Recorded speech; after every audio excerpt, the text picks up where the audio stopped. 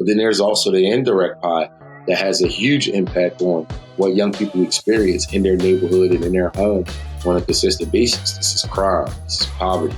This is their library being open or not, their rec center being up to date or not, whether or not there's free after school program, is it free breakfast, what are they doing in the summertime to ensure that there isn't an achievement gap.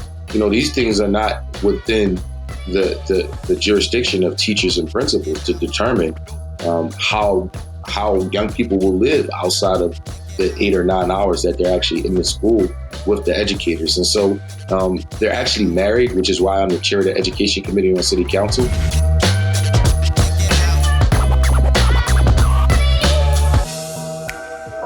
Welcome. You are listening to Building the Black Educator Pipeline podcast, the place where we talk to real people in the real struggle, doing the real work.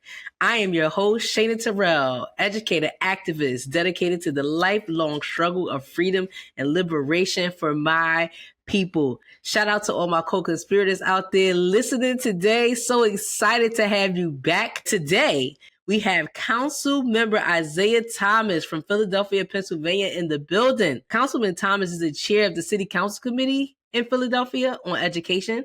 He was also recently chosen by his peers to serve as the City Council's majority whip. So shout out to that brother. He's responsible for driving collaboration and consistency in the legislative body. So we are super excited to have him on today. He's also a long time friend of mine, probably going on almost 20 something years now, and just been through so much exciting things together. So just a little bit about his history and his background.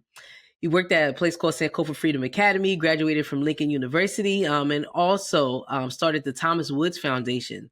And through that, he's put young people at the forefront in his work, which is why I'm excited and honored to have him here today. So whether it's in the classroom, whether it's on the basketball court, or whether it's in City Hall, this brother believes in education, opportunity, and coalition building.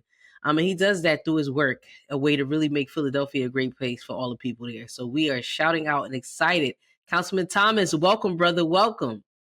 Thank you for having me. I appreciate it. I'm super excited. I heard the bar is pretty high as it relates to the podcast, so hopefully I could meet the expectations. But I'm so excited, and I'm looking forward to our conversation. Oh, you're definitely going to meet the expectation because you're a real person in the real struggle doing the real work. And that's what we do here. We keep it real here and we talk about the real here. So you're going to meet the expectation. You good. Last week we had Dr. Carr on, so that's both. See, that's what I'm talking about. That's come on now. That's what I'm talking about. It's hard to step in that brother's shoes, but you doing Absolutely. it. You walking that walk, you talking that talk. I appreciate it. I appreciate the invite.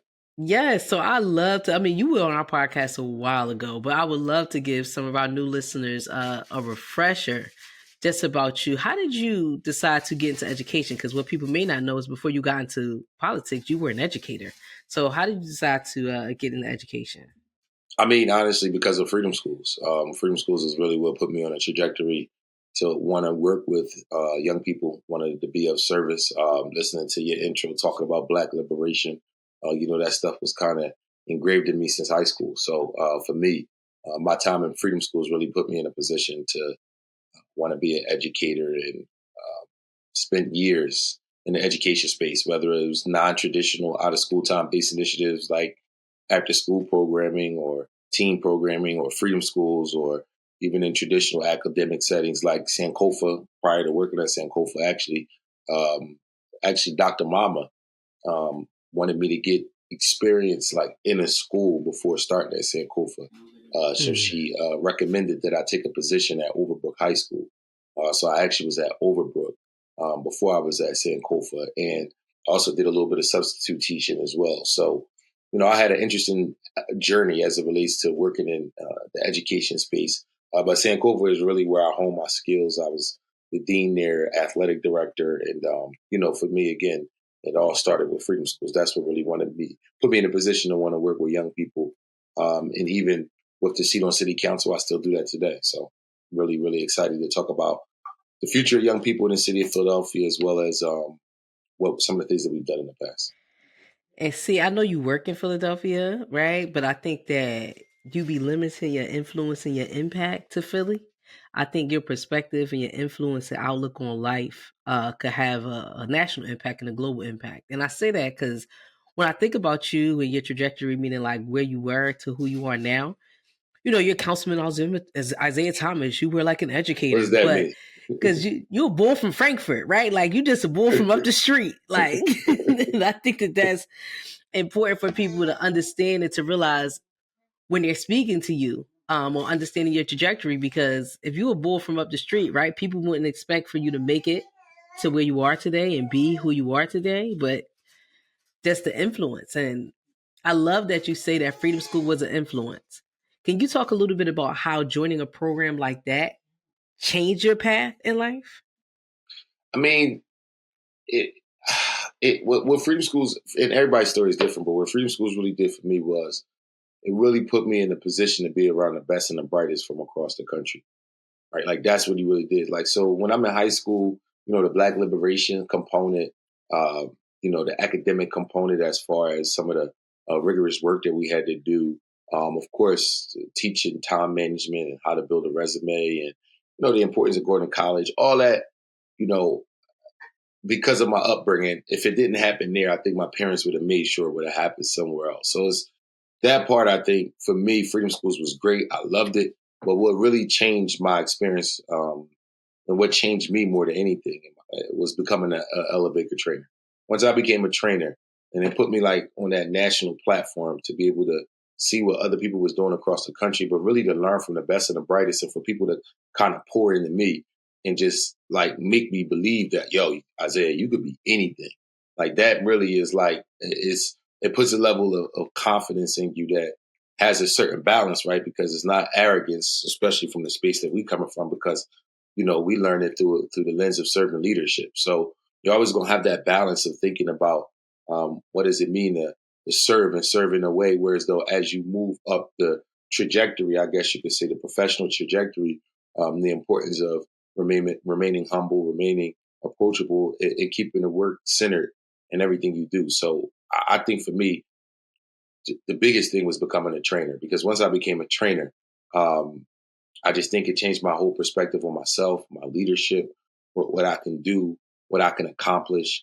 And it was really because of other people who kind of poured into me. So um, that was the single most impactful thing that I went through that really put me on a trajectory to be where I'm at. Opportunity. Somebody gave you opportunity and did mentorship, all of that. Yeah, I Like that's mean, so dope. opportunity, mentorship for sure, but like actually Dr. Carr is the person who told me to do it. Like I remember being on a farm when I was 19, and I honestly didn't think it was a good idea because I was so young. But I had been in freedom schools at that point like 6, 7 years already. I was moving into the position to be the site coordinator, for running our site. And Dr. Carr, he talked to me on the farm one day. He's the person who kind of really put the battery in my back and encouraged me to apply for freedom school. So the opportunity there, recommendations there, support there. But when somebody like Dr. Carr believes in you, the irony of him being on your last episode and this being what we're talking about right now, it kind of puts you in a position where you feel like something is your calling. Hmm. Especially when you're talking about an elder of his stature and somebody who means as much to that space as anybody who's ever stepped into that space. When they kind of tap you, it makes you feel special. We have so many educators that listen to this podcast. So, I mean, it's a podcast for educators. So, hearing you say that and hearing you talk about that, I think it really should ring some bells to people that what you say and how you talk to young people really could, again, influence them and really builds belief and confidence, right?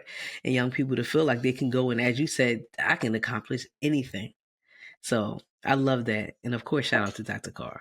Great Oh man. yeah, of course. I mean, absolutely. I mean, teachers got the ability to make young people feel a lot of different ways, and not just teachers, coaches, mentors. Those of us who are in the setting and have a platform to be able to work with young people, you have the ability to move their emotions a lot of different ways, and they might not remember, every slogan or every affirmation, but they are going to remember how you made them feel.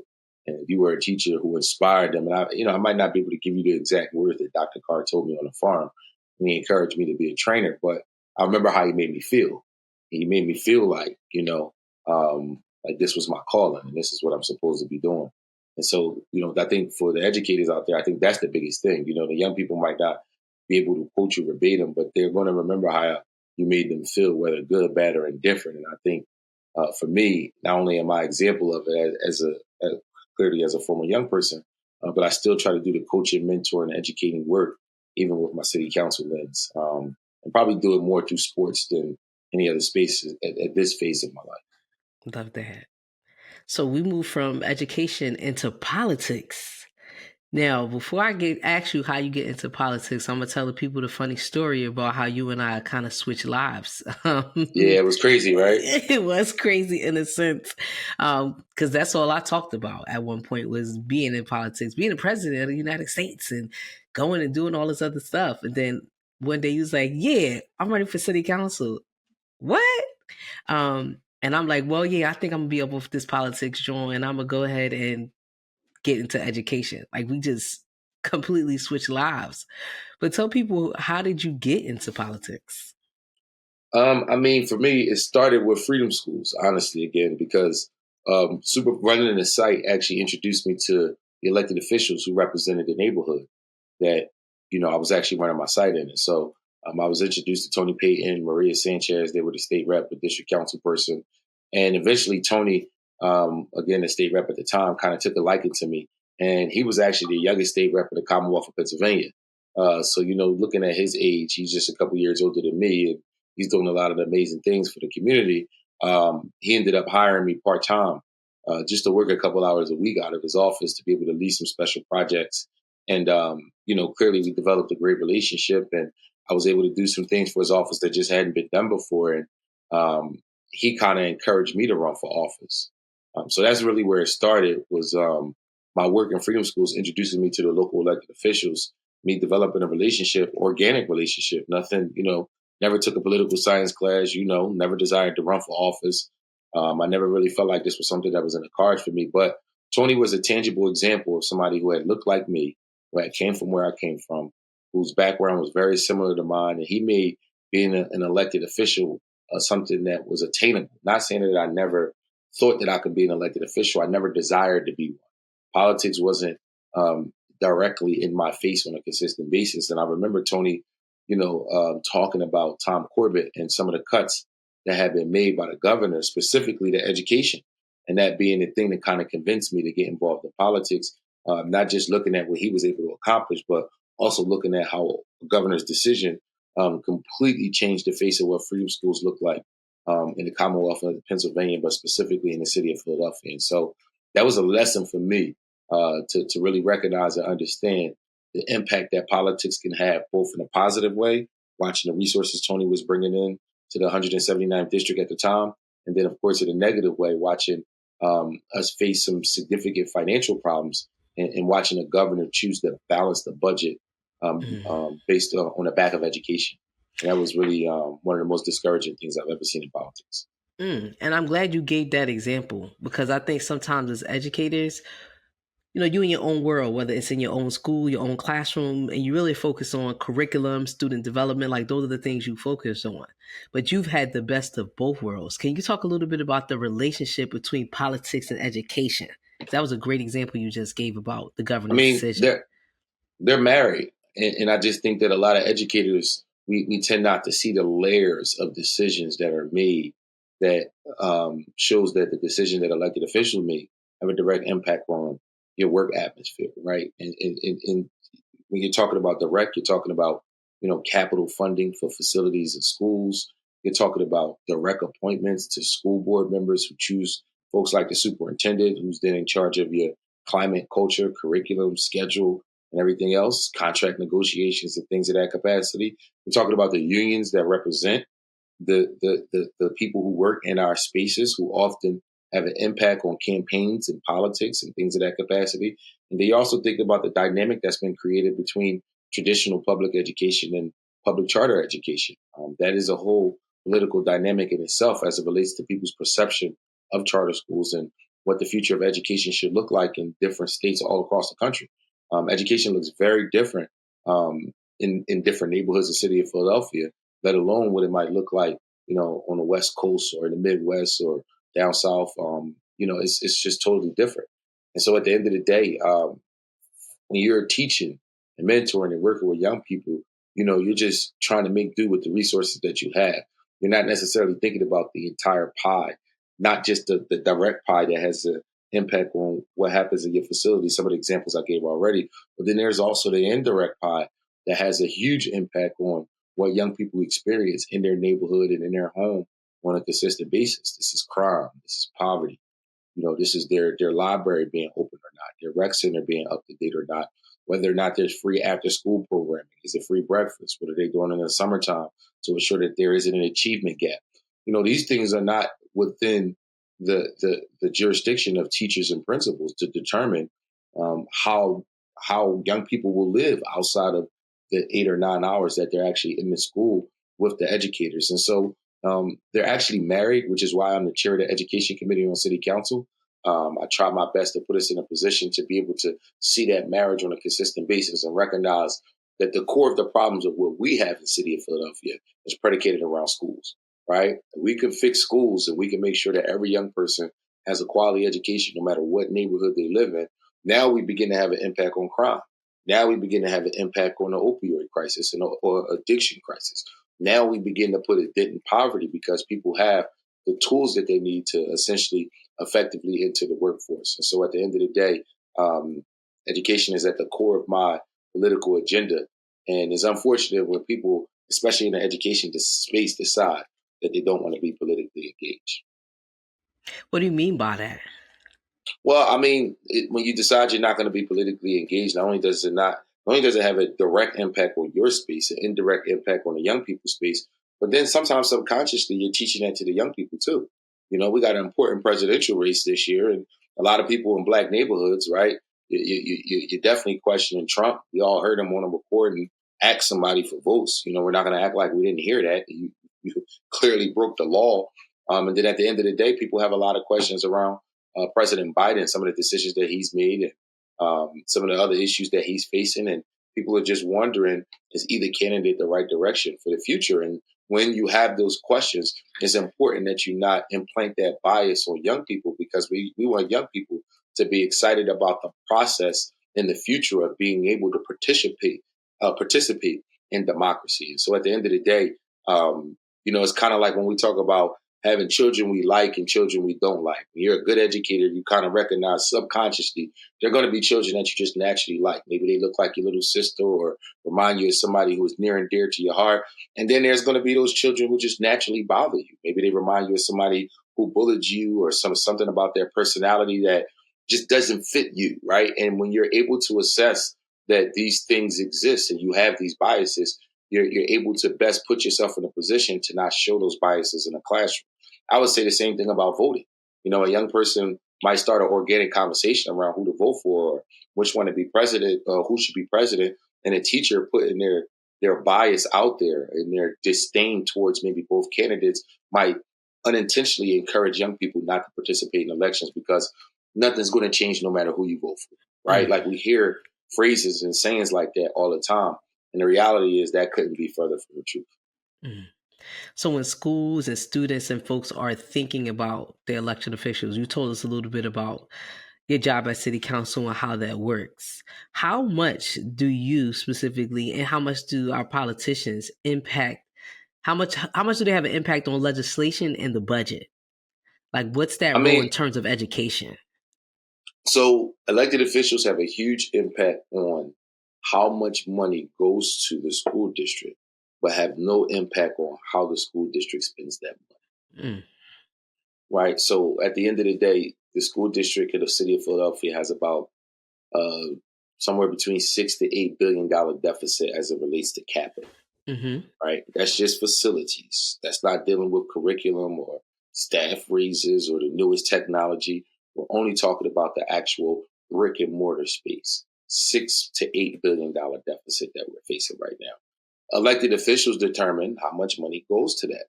The governor of Pennsylvania said that he was announcing $175 million in new capital money to address issues as it relates to physical structures of schools. Sounds like a huge number. But when you put it in the context, $175 million for the entire Commonwealth, when Philadelphia alone is facing a $6.2 billion deficit, it doesn't put us in a position to be able to put a huge dent in some of the issues that we're facing. And now, part of the reason you're in this situation is because of the funding. When we look at funding and how schools, specifically public education, is funded in the Commonwealth of Pennsylvania, the courts have deemed it unconstitutional, which means cities like Philadelphia have been systemically underfunded in ways that the courts have said is unconstitutional. And it puts us in a position to really ask a lot more questions, right? Should we get some of this money retroactively based on the years and years and years of being underfunded? If you do believe that, should it go to capital? Should it go to operating costs? Elected officials are thinking about these things all the time. When school districts have contract negotiations coming up, the school district of Philadelphia, huge contract negotiations coming up next year, on top of the possibility of facing a deficit. As an elected official, I've already voted to give Philadelphia more money for the school district specifically than the city has in the history of the city of Philadelphia. So do we give them more money to address the contract negotiations that's coming up, the deficit as it relates to capital? Or do we say we've done our part, it's time for Harrisburg to step up and pay their fair share? So many questions are coming up for me out of what you said. One of the questions I have that like burn in my soul, right? And I always have this question. And I don't know if you can give me the answer, but it's an honest question. It's a little spicy. It's a little spicy. It's cool. I don't battle. So we're talking about this deficit, right? We're talking specifically about school district of Philadelphia because you work in the city of Philadelphia. That's what I know. But this is a problem nationwide, right? How do we have school leaders, right? District leaders, superintendents that are making $200,000, over $200,000, right? As it relates to their paycheck, right? A year. But you have dilapidated building and underpaid teachers. How does that continue to go on and on? And the deficit continues to build, but yet and still we have people who come into our cities or come into our school districts, spend 5 years here getting all this money and then leave us with the same problem or larger deficits. How is that allowed to continue? So the argument, that just had a lot of stuff going. So thinking about the marriage between politics and education. So the argument on one side will be, well, how can you attract the best and the brightest to do this job, to fix this problem, to pull us out of this tough time if you can't afford to pay them? So that would be one argument. But then the other argument would be, well, if you look at the CEO of blank, blank, blank charter school, that CEO makes this amount of money, which is more than the superintendent who's in charge of the entire school district of the city of Philadelphia. And the superintendent deserves to make that money, and we should provide more regulations for charter schools. Probably some truth to both sides of the narrative, right? But at the end of the day, when you look at what educators make, yes, teachers are severely underfunded, but would cutting the superintendent's salary by $75,000 really put you in a position to address that problem? Not really. You know, the type of salaries that people make that are in leadership of school districts is a drop in the bucket to the type of money and the type of revenue that they're in charge and the job that they're expected to do. If you are the superintendent in the city of Philadelphia, you're doing your job the right way, you deserve to make over $250,000. The police commissioner does. The mayor does. Everyone else does. There's so many high-level people. The fire commissioner does. So many people make the salary that a superintendent makes, and is one that's negotiated with the city. That I don't necessarily want to knock how much they make, because when I look at it in comparison to other sectors of government, is on par, in my opinion.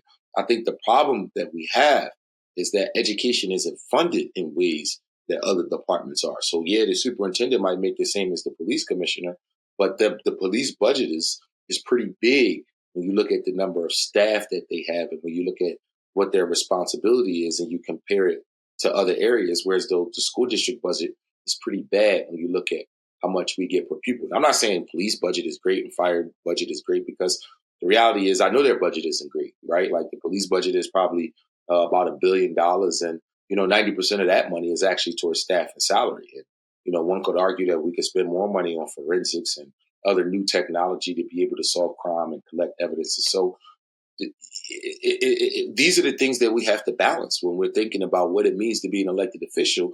And as somebody who really cares about education, I'm always going to decide to shift that dollar or shift those resources towards that way.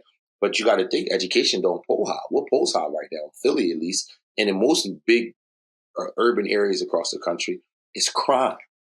Crime is the thing that pulls high.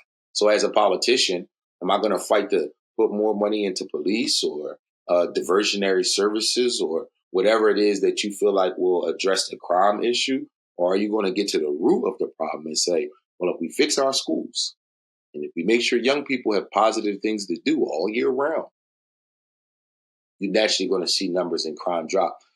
That don't pull high. It also doesn't offer a solution right away. It's more of a systemic solution to a systemic problem.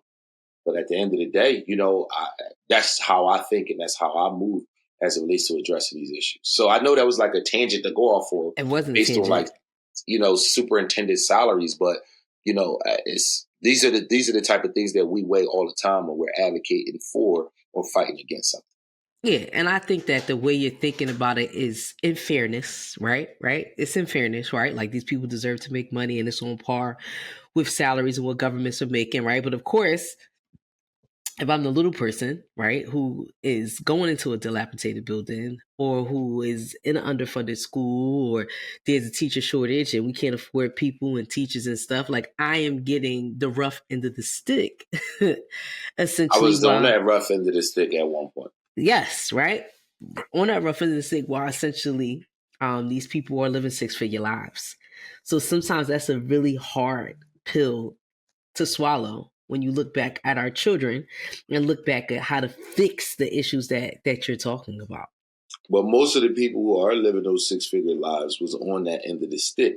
And if there's no room for growth and an opportunity for advancement, is it and even the opportunities that we have because they're limited, it deters a lot of us away from the classroom. Look, if I wasn't on city council, I could tell you firsthand I wouldn't still be in the classroom. I just wouldn't be. I mean, it's 100%. I have 3 kids now. Making $55,000 a year with 3 kids is totally different than making $55,000 a year with a 2-person household or a 1-person household. So at the end of the day, just based on the way the system is set up, yes, we have to pay teachers way more. If you really think about it, most being a teacher is not enough revenue to just work one job. If you're a teacher and you have a family, you gotta coach a sport, do some tutoring, teach summer school. All that's not part of your job. That's a second job. That's other stuff.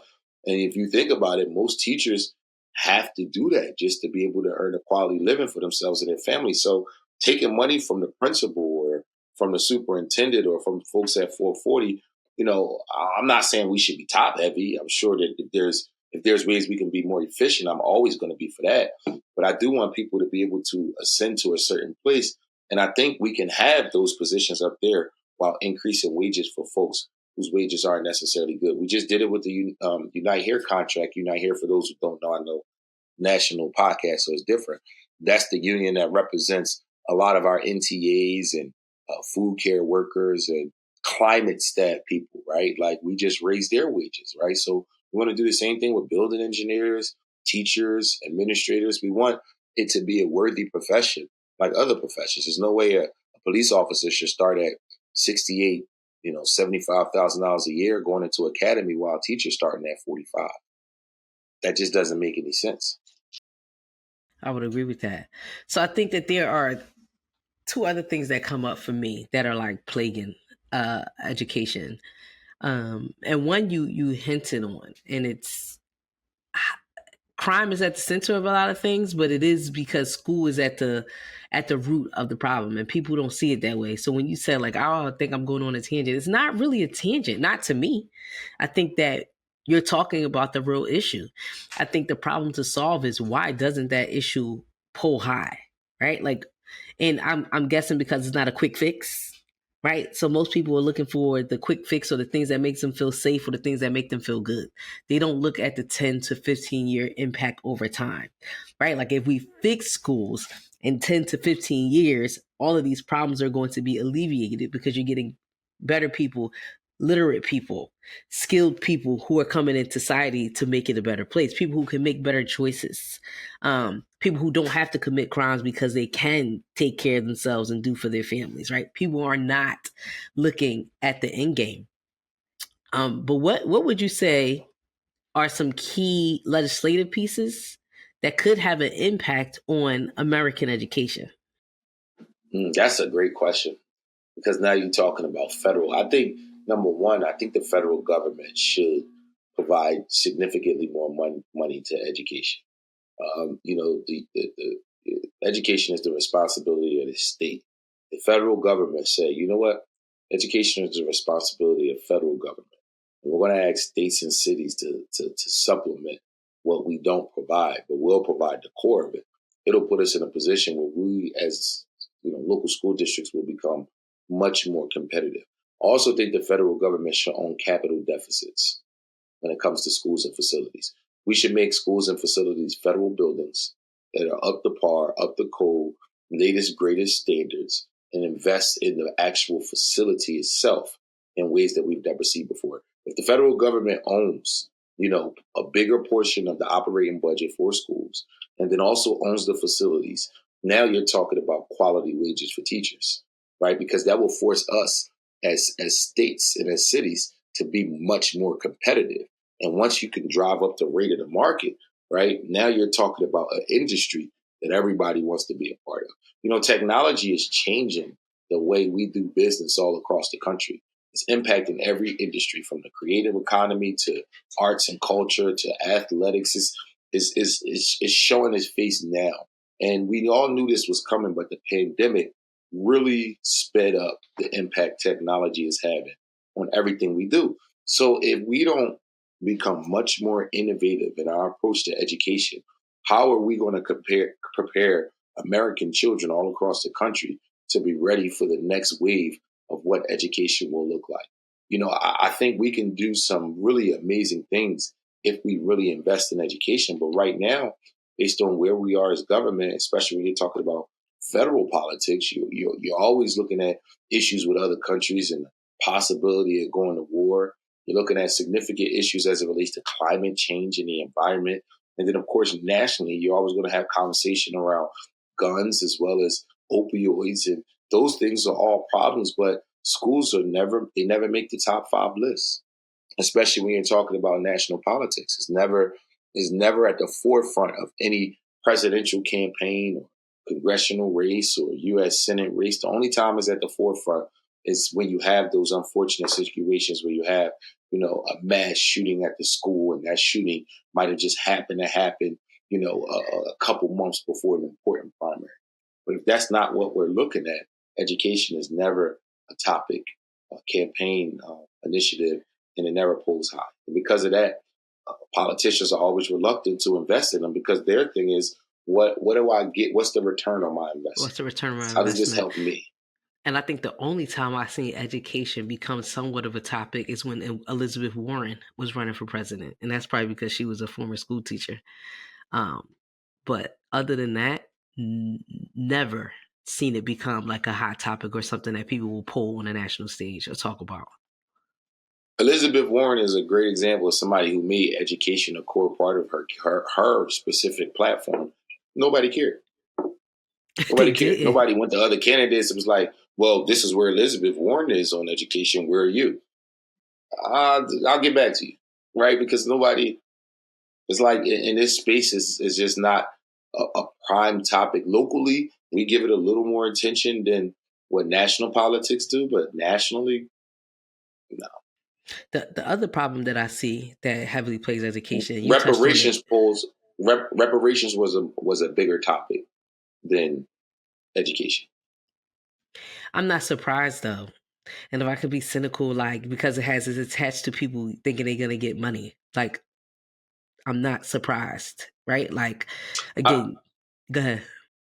I mean, I'm just thinking about the fact that if you go back to when we first learned about reparations and when reparations was first taught to us, like when we think about the debt and what America owes the Black people, right? Like when it was first taught to us, you would never see it talked about in politics. And you would have never thought that there would be a day where people will be talking about reparations. I agree with that. More than they're talking about education. So that's what made me think of that, is like, look at how far we've come. And even to the point where as though reparations is something that we're now talking about, but we still don't talk about education. And the quality of education. No, great point, because it's true. But in essence, it's sad. It's sad. Because again, education, and we talk about this all the time on this podcast, like investing in children, you're investing in your future. So again, we continue not to invest in education. What is the future going to look like? Another key thing, and you would deal with this or are dealing with this more than a lot of different places, but really because you work in an urban city, is the segregation of the education system, which is insane, right? Like depending on your zip code or where you live determines the quality of education that you're going to get. How do we end this segregated education system in the United States when segregation ended in the 1960s? Simple. And this is going to be my shortest answer to the whole podcast. You just got to change how you fund schools. You know, poor people don't have a choice. Only people who have a choice is people with money. And that's why Black people become in this like unique space, because a lot of us are living in poverty, but a lot of us believe in public education. And for far too many parents, because their neighborhood school is not up to par, the only choice they feel like they get is a charter. And then it begins to create this controversy of public versus charter, which at the end of the day leaves us as the ones who lose, right? Like at the end of the day, the children and communities of color and people who live in poverty, we're the ones that suffer the most. And so everybody can get a quality education if we change how schools are funded. And if no matter where you lived or what you experienced, you had access to a good school, that would change everything. The game would change. And until we do that, we're failing our children. It can't happen until we change how schools are funded. So then how do we make those demands, right? If you're in a person who's in underfunded school. So, I mean, there are parents now, right, who make national news all the time, but they're a certain type of parent, right? So you talk about these groups that are kind of led by these white suburban moms, whether plants or not, right? Advocating for certain things not to be taught to their kids or certain things not to happen in their school district. But yet, and still here we are years later with urban communities still fighting for fair funding in their communities. How do we empower parents and communities? You have to vote for people. And this is, again, back to your original question as it relates to the marriage between education and politics. You have to vote for people, right, who, when it's time to choose between funding for education or funding for blank, pick your blank, they're choosing education. The elders say that politics, the definition of politics is the allocation of scarce resources. That's what the elders say. And the key word in that whole phrase is scarce. Because if the resources are scarce, that means it's not enough for everybody. So what you do have to recognize is if we do decide to put money into education, right, that money has to come from somewhere. Now, don't get it twisted. That doesn't mean we have to take money from parks and recs. That's not what we're saying, right? What we can do is we can say, okay, if we're going to put more money into education, we can do something like what we did when we created the soda tax, right? That didn't take money from another department. What it did was it took money from people's pocket because the soda tax is something that I personally am not the biggest fan of, because I don't like who pays the brunt of a tax like that, right? But I'm talking more about the concept, because sometimes what we think is when we say that it's not enough money for everybody, that means that if we want new revenue to go to something, we got to come up with where that revenue comes from. And if I don't really have an appetite for this thing, whether it's education or police funding or addressing the opioid crisis, whatever your thing may be, if you don't really have an appetite for it, why would you spend the amount of time and research that's needed to determine where the revenue would come from? You wouldn't do it because you really don't care. It's not that important to you. And so, we talk all the time about different ideas and initiatives and things that we can do and recommendations that we can make to provide more funding as it relates to education on a local level. But from a systemic perspective, the city of Philadelphia, it'll be almost impossible for us to address a $6.8 billion deficit alone. Yes. We need state government. We need federal government. We need folks to step in and say that this is an emergency like COVID. And we're going to put, no matter what it takes, we're going to put as many dollars and resources as we possibly can, not just to fix this problem, but to make sure that this is never a problem in American society and American culture again. And based off some of the stuff you're saying, I want to connect the dots for some of our listeners. So when you say to empower people, right, you got to put the right elected officials in office who will choose blank over blank. The reason why I wanted you to come on here today, and I want to highlight you in the way I am today, is because I feel like you are a product of a young man who was built, who was taught, who was trained, and who was poured into, and then lifted up into a position to make a difference.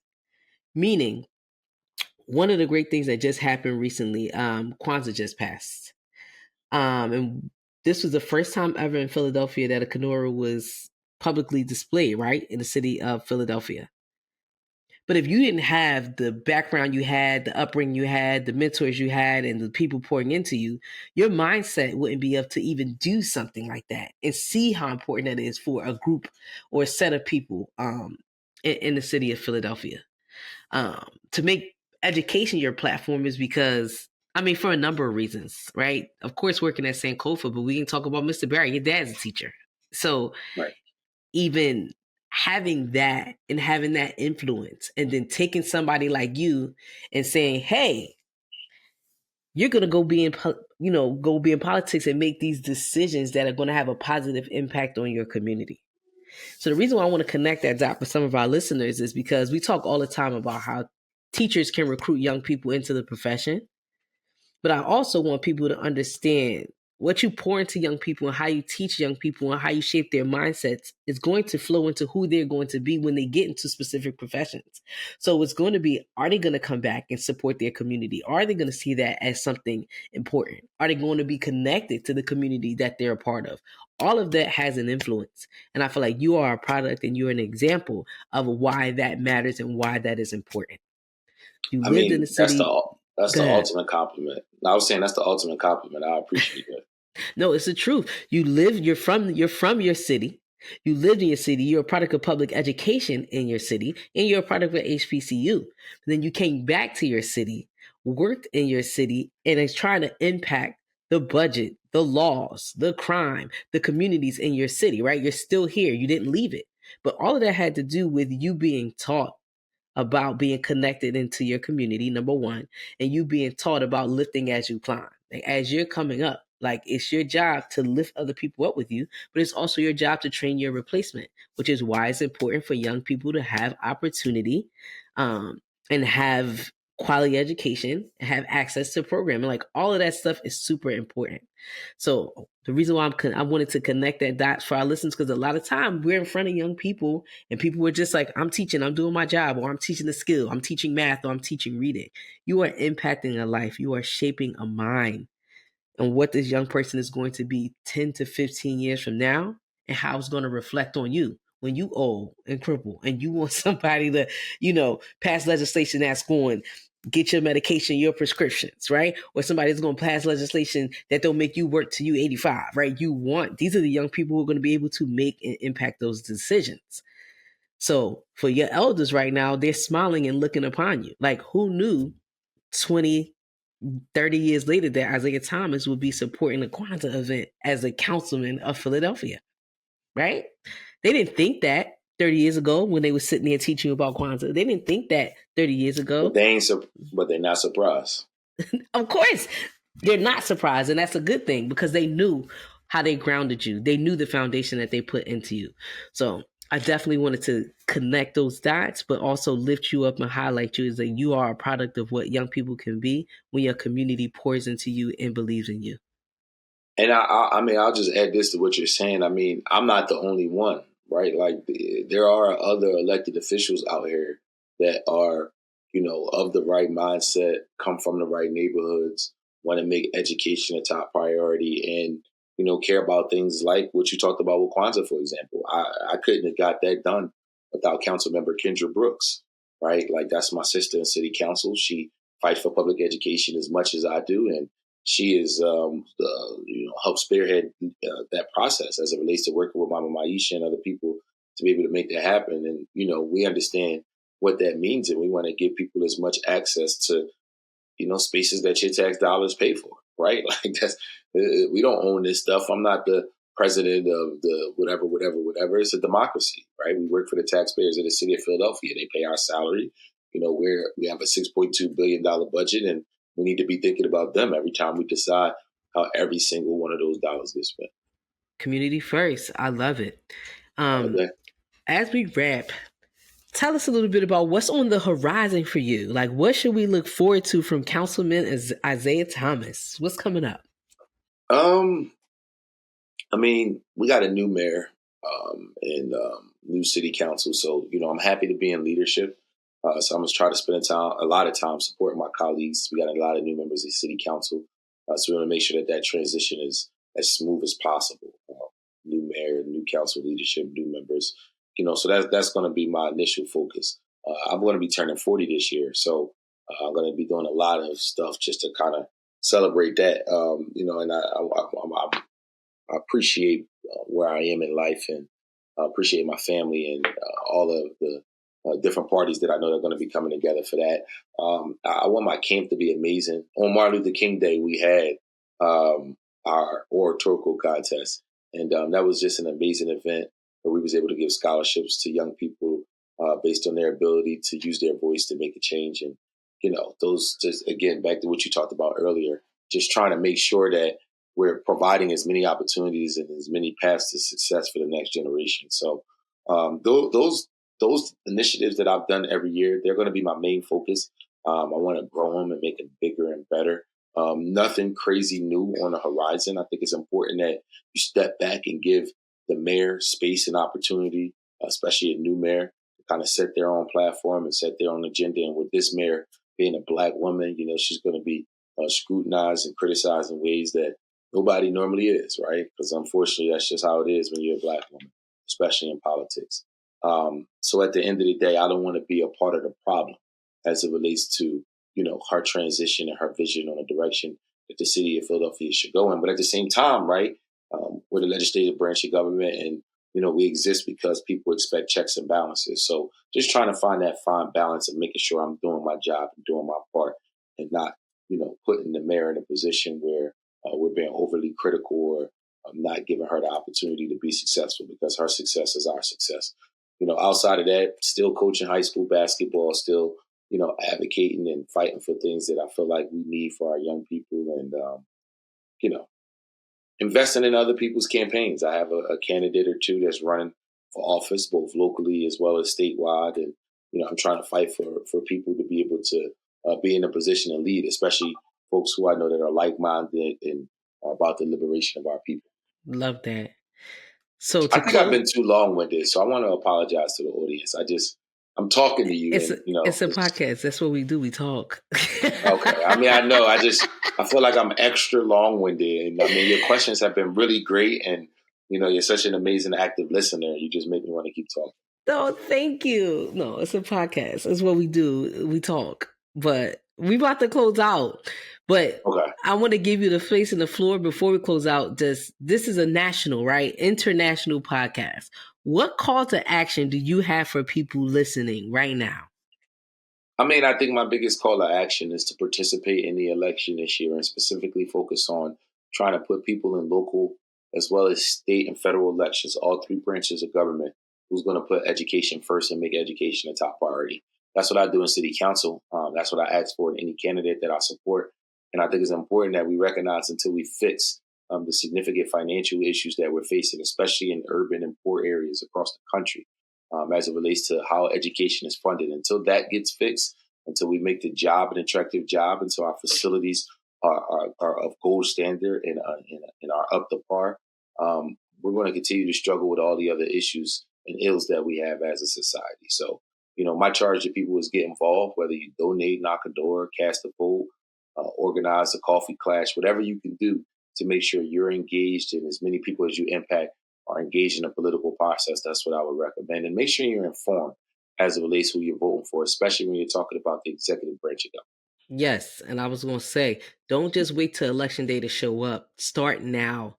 Start researching folks, find out when local elections are, find out who's in what seat, when they're supposed to get unseated, who are the candidates on the rise. Don't just wait. Start now. Now is the time.